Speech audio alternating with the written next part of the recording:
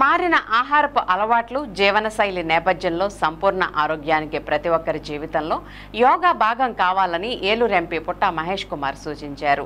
అంతర్జాతీయ యోగా దినోత్సవం సందర్భంగా ఎంపీ పుట్టా మహేష్ కుమార్ శుక్రవారం ఒక ప్రకటన విడుదల చేశారు. నిత్యం ఉదయం పూట యోగాసనాలు సాధన చేయడం వల్ల మానసిక ఒత్తిడి నుంచి ప్రశాంతత లభిస్తుందని వెల్లడించారు. ప్రస్తుత యాంత్రీకరణ జీవితంలో దీర్ఘకాలిక రుగ్మతల నుంచి ఉపశమనం లభించడానికి యోగా దివ్య ఔషధంగా పనిచేస్తుందని ఎంపీ తెలిపారు. నిపుణుల పర్యవేక్షణలోనే యోగాసనాలు సాధన చేయాలని, తద్వారా ఆయు ప్రమాణాలు పెంచుకోవాలని ఆయన సూచించారు. యోగా దినోత్సవాన్ని ప్రపంచవ్యాప్తంగా నిర్వహించేలా భారత ప్రధానమంత్రి నరేంద్ర మోదీ 2014లో జరిగిన యుఎస్ ప్రసంగంలో చొరవ తీసుకున్నారని, దీనికి సంబంధించిన తీర్మానానికి ప్రపంచవ్యాప్తంగా విస్తృత మద్దతు లభించిందని ఎంపీ స్పష్టం చేశారు.